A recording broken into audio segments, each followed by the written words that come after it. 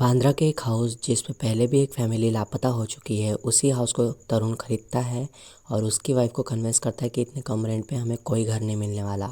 लेकिन उसकी wife doubt भी करती है।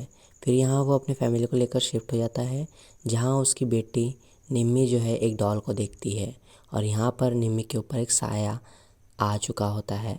लेकिन उसकी सारी बातों को वो इग्नोर करते हैं और उसको एक शब्बू नाम का भूत दिखाई देता है जिसके बारे में वो बात करती है, लेकिन सब उसे इग्नोर करते हैं।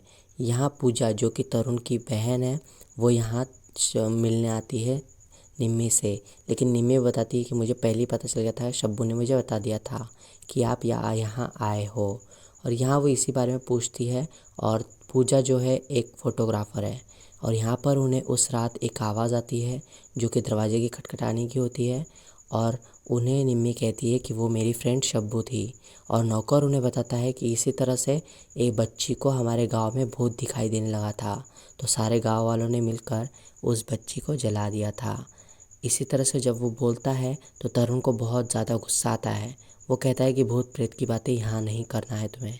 और एक रात वो इसी तरह अपने आप को ही देखकर डर जाते हैं और उन्हें आवाज़ आती है भूत की कुछ ऐसी। और फिर यहाँ पर उन्हें लगता है कि नौकर के रूम से आवाज़ आई है, तो नौकर ने ये सब किया है। लेकिन नौकर उन्हें बताता है कि यहाँ भूत है और हमें पूजा हवन करना चाहिए। लेकिन निम्मी इस बात को मना कर देती है। वो कहती है कि शब्बू ने मना किया है पूजा और हवन करने से। यहाँ तरुण कहता है कि हमें निम्मी के लिए एक साइकेट्रिस्ट रखनी चाहिए और साइकेट्रिस्ट रखने के बाद साइकेट्रिस्ट उन्हें कहती है कि तुम उसके साथ टाइम स्पेंड करो, उसे अकेला मत छोड़ो। इसीलिए वो इस तरह की बातें कर रही है। यहाँ पर नौकर उन्हें फिर से बताता है कि रात में कुछ तो भी आहट हुई थी, लेकिन वो कहता है कि ये सब नौकर ही कर रहा है, नौकर ही हमें डरा रहा है। और यहाँ पर जब है उन्हें अकेले निम्मी को देखते हैं वो कुछ खेलते हुए, लेकिन जब वो ये सब देखकर डर जाते हैं तो तनु जो कि उसकी माँ है वो भी काफ़ी डर जाती है और वो इसी बात को तरुण से कहती है। और फिर यहाँ पर जो है रात में पूजा भी एक दिन उस डॉल को देखकर डर जाती है जिस डॉल को उन्होंने छुपा दिया था। और अगली सुबह जो है उन्हें नौकर दिखाई नहीं देता और वो उसे ढूंढते हैं। उसके बाद पूजा घर में पूरी तरफ कैमरे लगा देती है ताकि वो पता कर सके कि आखिर चल क्या रहा है। उसके बाद अगली सुबह वो बताती है कि देखिए मैंने क्या देखा है लैपटॉप में। वो उन्हें कुछ तो भी गड़बड़ दिखाती है इस फुटेज के थ्रू जो उसने कैमरे लगाए थे। और यहाँ से वो निम्मी को ढूंढने लगते हैं। निम्मी के ना दिखने के बाद वो पुलिस को बताते हैं सारी बात। पूजा कहती है कि हमें सारी बातें पुलिस को बता देनी चाहिए और वो उस भूतिया फुटेज को पुलिस को बता देते हैं। और यहाँ पुलिस इस फुटेज को देखने के बाद थोड़ी चौंकित रह जाती है। और इसके बाद उन्हें निम्मी का फ़ोन आता है जो कि उसके कमरे से होता है।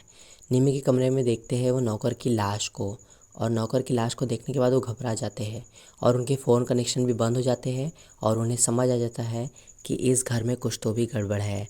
और वो यहाँ से निकलने की कोशिश करते हैं। उनका जो बेटा है वो बेरहमी से मर चुका होता है और यहाँ पर अब निम्मी के अंदर एक साया घुस चुका होता है जो कि तरुण और तनु को मारने वाला होता है। और इसी बात को देखते हुए पूजा उस निम्मी को मारने की कोशिश भी करती है और पूजा उस पर वार करती है, लेकिन उस पर कोई असर नहीं होता। फिर उससे बात याद आती है नौकर की कि जब गांव में ऐसा हुआ था तो उन्होंने बच्चे को जला दिया था, जब बच्चे के आँख में भूत घुसा था। तो फिर वो इसी तरह वो ऑयल डालने लगती है और तरुण को कहती है कि उसे जला दो।